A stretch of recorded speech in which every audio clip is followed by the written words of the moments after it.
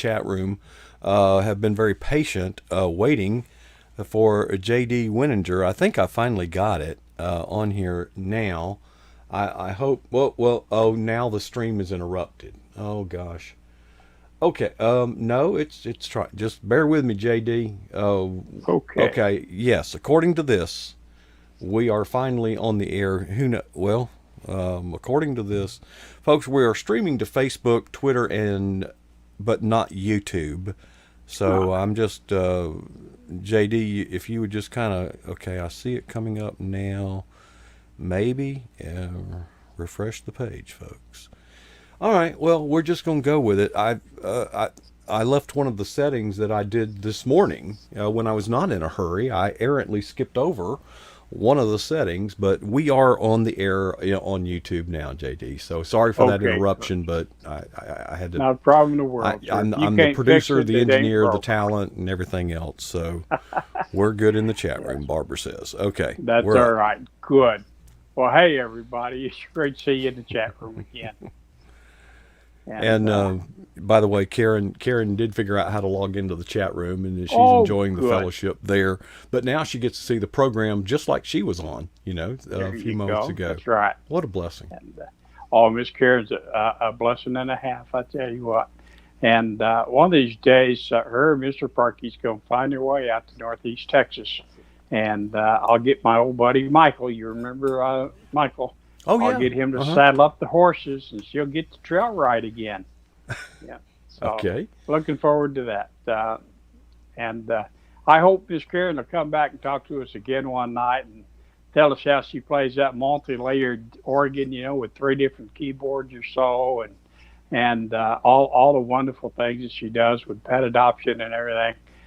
She's like I said, she's just a blessing and a half, Coach. It was great to hear Miss Karen. I've interacted with her for now about 2 years now. She's one of my first blog followers oh and yeah, friends, and encouraged me, when I was first starting out blogging and things, and is still just a faithful follower and always comments and things, and it does my heart good. But to hear the voice now, when I read her emails or I read her hmm comments, I'll hear that sweet Birmingham voice. So that's going to work out all right. yeah.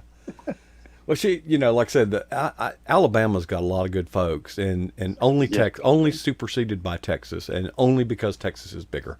well, that's Uh, because we can fit three Alabamas in Texas, I reckon. yeah, for everyone in Texas, yeah, Yes, sir.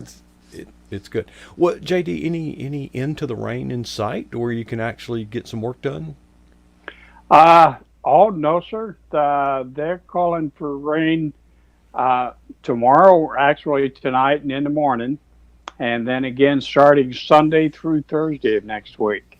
So we Mm-hmm. got a lot more rain coming, 50% chances each day somewhere in that neighborhood.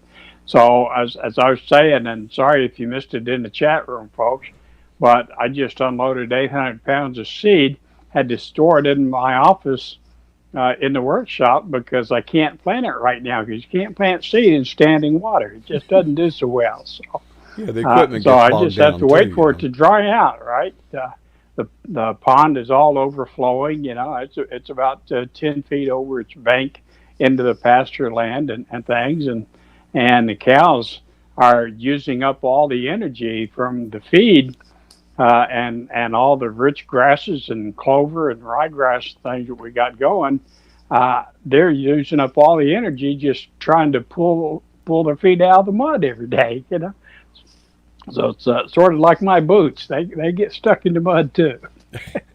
Yeah, I've heard people say, you're like an old stick in the mud, or you're stuck in the mud. But your blog takes on a spiritual dimension because, just in everyday living, the encounters there at the Cross W Ranch, your boot got stuck in the mud, so you're taking the next step and you pull your leg out, and the boot's still in the mud, and now you got your sock, and of course the momentum carries it forward, so now your sock's in the mud. Yes, sir. And you come And home, and Miss Diana's so glad to see you. oh yeah, but What you do? Take a hose outside and hose you down before she let you in? oh no, I'll be honest, Coach. When when I get that messy, I just kind of strip in the garage because she Mm-hmm. won't let me in the house. She'll chase me out with a broom if Does I your come in the house house have one like of that. those, what do they call them? It's a washroom, but it's a room where you can literally kind of No, mudroom, I mud think they room. call Yeah, it, yeah. Coach. And no, we don't got one of those. Uh, We got a garage that I go in and out of, yeah. and except for having to step over Bubba now and again because he stays right there at that back door. But he usually goes out with me when I'm feeding and doing chores and things. But in any case, Coach, what tends to happen when your boot gets stuck in the mud is you just get more of a mess all over you. And sin works much the same way, right? Just like the ground, when water saturates the ground so much it almost liquefies. Mm-hmm. And the same thing happens in our souls, and sin will just suck you right under if you don't clean it off, if you don't deal with it, if you don't try it out. And there's only one way to do that: confession and repentance, right? But a lot of times we forget to do that, and then we start to find, well, it's easier the next time, Mm-hmm. and the next time that temptation happens, it just becomes easier and easier and easier because you're already filthy. You don't realize you're jumping into the septic tank because you already smell like you've been there, right? Yeah. Yeah. So that's kind of what I the analogy I tried to use is mud works much like sin, and it'll just pull you right under and get you stuck. It'll get you stuck in your faith life every bit as much as my boots get stuck in the mud about every other day this week. So yeah, it Well, uh, it makes a mess. it's not uncommon for me to lose sleep. And people will say, gee, you look a little tired, and say, well, I didn't get much sleep last night. And then they'll follow up and they'll say, well, why not? What happened? I said, my conscience was bothering me. And they kind of get that bewildered look saying, well, I thought you were a Christian. I said, I am. That's why my conscience bothers me. It Amen. used to That's not right. bother me at all. I just did No. whatever I wanted. Yeah, and I've had a lot of people through the years ask me how can we be sure of our salvation, and I always use that as a litmus test, if you will, Coach. I say, well, when you sin, and we all do, when we mess up, do you feel bad about it? Does it bother you? Yes.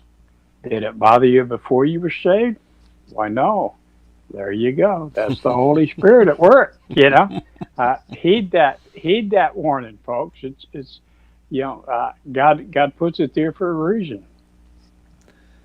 Yeah, it's funny. Last night, and Barbara was at a commencement address last night, and her absence Oh, takes a toll. But I made the yeah. best of plans. I just didn't execute them all. But one of the things I did was dig up some old videos that I had made, and Mm-hmm. one of them was called "The Rescue," and the story kind of went like this. It had a little clip of a person rescuing an animal that had gotten caught in a soccer net or something Oh, like that. okay. Well, the animal is resisting the rescuer, Yeah. because it has no way of knowing our intentions, it was kind of fun to relive. That blog was made almost 4 years ago, but but we're smarter than the animals, right? We should Yeah, know. maybe. Well, yeah, I wonder, because the animal didn't know the peril that it was in when it approached that fence. We do. We're smarter than that. Mm-hmm. We should know better. Yet we ignore the warning signs. We do worse than that. When the alarm bells are ringing, we take our wire snips and cut the wire so the bell will quit ringing in our head. Yeah. And the animal resists its rescuer because it doesn't know the intent. We do. We resist the rescuer because we do know their intent. That's right. Right when we need the church the most, we're running from it. When people need the Lord the most, they tend to run from. So I'm not so sure we're smarter than the animal kingdom? It doesn't. If we are, we're not using it very well. We're not implementing it very well. But your blog compares sin. I was thinking quicksand. Mm-hmm. And while the reference wasn't quicksand, there are some analogies, because when Yes. you're in that muddy swamp or whatever, where your boots won't come out of the mud, or the Yeah. boot stays in the mud and your foot comes up, the more you wrestle with that, the weaker you become. Mm-hmm. In wrestling sin, we need to understand something. We are fighting principalities that are stronger, that we are no match for. No. The more we resist sin in our own strength, the more fatigued we become. Sure. I got a better idea. Instead of resisting sin, why don't we develop a love for Jesus? Because if we develop a love for Jesus, the sin management kind of takes care of itself.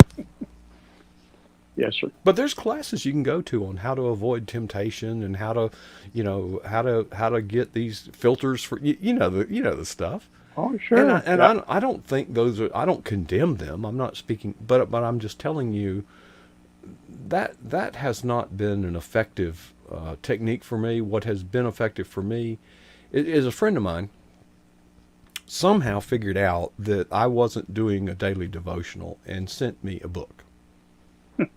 and then when that book was finished, that same friend sent me another one that I'm reading now. And that friend is you, JD. And that, and I'm struggling. Here's the struggle this morning. Okay. The project I'm working on, you set things up, and you have to then press a button and wait 2 hours for it to render. It literally takes 2 hours. So you make one change, you got to wait 2 hours to see. So I'm looking at the devotional book, looking at the computer, looking at and it's like, well, I could just make this little change, and while it's rendering, I could do my devotional. But I didn't. Because that would be giving God my leftover. Yeah. I thought, no, I'm going to give God the first fruit. And, Yes, sir. but folks, that may sound elementary to you spiritually, but it's a huge step for me. I have struggled with this all my life. And JD has helped me just recognize the importance of just practicing. Give the first fruit of your day Yeah. to the Lord, and He will, and Yeah. I don't regret it. I don't Everything else regret. will fall into place, Coach. Right. It would have been more efficient from the world's point of view. Make your change Yeah. during the render, do your devotion. Yeah. But that's not what I did, and No. I think I did the right thing. I don't miss that 10 minutes or whatever it was, and but folks, my point is that wrestling with sin is usually a losing battle if we fight in our own strength. Okay, we're up against something. Ephesians says so. To kind of end, if I could, Coach, I just want to remind us, and especially younger or newer Christians, or some of us that haven't matured our faith as much as we need to or would like to, remember to give yourself grace. We all fall short. We all sin. It happens. One of Satan's favorite tricks is to just throw that sin up in your face after you've been saved. Say there's no way you can be a good Christian. Right. You're never going to get this right. Just forget might as about well it. enjoy Right? it. Yeah, might as well enjoy And yourself. exactly. And God gave you grace for a reason. Don't be afraid to use it for yourself. It's easier for us to forgive somebody else than it is to forgive ourselves. And don't let Satan trap you with that, because he'll sure do it, boy. So folks, give yourself grace. Remember 1 John 1:9, and dig your way out of that pit of sin. Thank you, everyone. God bless. Okay. Well, JD, you're wrapping yourself up there. I'm going to keep preaching for a while, uh, Okay. but I'll go ahead and I'll, I'll go ahead and dismiss you because Okay. it's an hour earlier. Reach that, folks. He shouldn't be tired. Hey, look there, high atop the Eagle's Nest broadcast facilities here at pjnet.tv, where this program originates. Here's what I was going to preach: coaching. Love coaching. And one of the things we set out to do in coaching is we want the shutout. We don't want them to score a single point. We want to humiliate them. We want to dominate them. Well, that's a very good goal, isn't it? To win to shut out the other team, the perfect game, right? That's the goal. But realistically, if you're playing a good team, they're going to score. And if you focus on that goal of a shutout to the point that when they do score, you can't recover from it,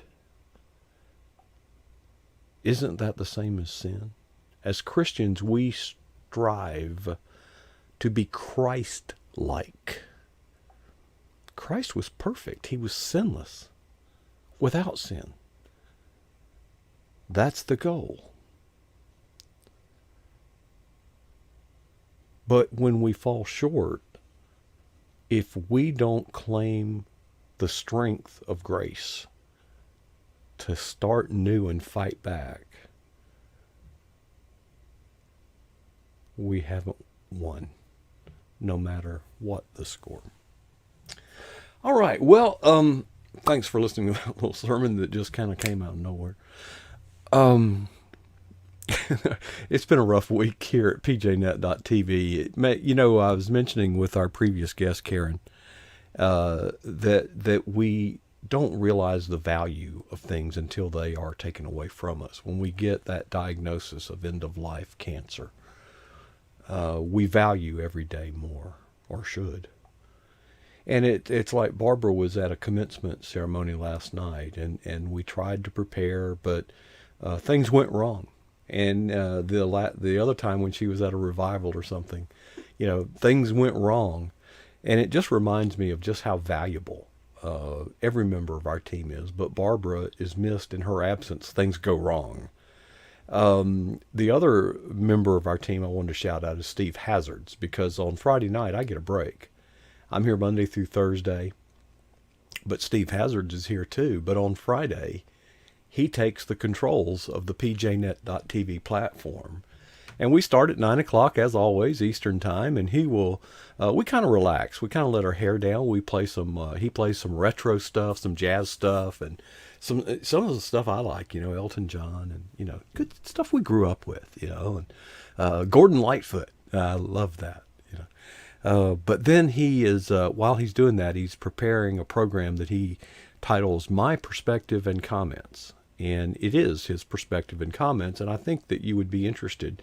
He starts around 10 o'clock. I say around because it depends on how long it takes YouTube to process his recording, and I am aware of some of those complications. But around 10 o'clock he starts, and it began several months ago as a 10-minute little segment he did that turned into a 20, and now it goes the better part of an hour. But you will be riveted to your seat, and you won't want to miss it. And I'm grateful that he offers that as an offering to the kingdom, but it gives me a break on Friday. It allows me to travel if the opportunity arises over the weekend. It gives me a day to travel. It gives me a night off that I value because I work on the weekends at my day job, and those are long shifts. So I really appreciate Steve, and I appreciate Barbara. And you may be in our chat room saying, well, what about me? Well, I appreciate all of you. And you may say, well, I don't do things like Barbara does, and I don't do things like Steve does. Yes, you do. Each one of you, just by your presence in the chat room, just by logging in, are a blessing and an encouragement to me. Because this what we do here isn't about me. It's about advancing the kingdom of Christ and doing it in a way that is humble, and yet at the same time that we can be proud to be called ambassadors for Christ. I love each one of you. Thank you so much for your encouragement. I have some encouraging news. I know we've kind of gone long, but I'm telling you, we are getting so close. And I think I'll be able to unveil something tomorrow. I mean, that's really good. And maybe with Steve's, if I can get him to help out, maybe I can send him a video to play somewhere. I don't know. We'll see. But anyway, thank you all for your encouragement. I'll be up. My daughter just opened the door. Hadn't seen her in a year. So I'm going to sign off and go see my daughter and drink some coffee. And then I'll be up the rest of the night working. So if you're curious to know what the heck's going on down here, why am I staying up all night, I'll be glad to share it with you. I'll set up a little Zoom and I'll let you see I'll let you in behind the curtain, what's going on. As I leave, I want to leave you with something of value. This has been of great value to me for many, many, many years in my life, since about, oh gosh, it must have been the year 2000 or 1998 is when this occurred to me. And it's been on my mind ever since. So I always share it. And it's two questions. It's simple, yet it's profound. So contemplate these two questions, please. First, what is the boldest thing that you have ever done for Jesus Christ? And that's a simple question, but answering it may cause you some stress. And I certainly hope that it does. I hope it stresses you enough that you make some changes. But the second question is this. How long's it been since you did that boldest thing for Christ? See, the challenge is to never be happy with either answer.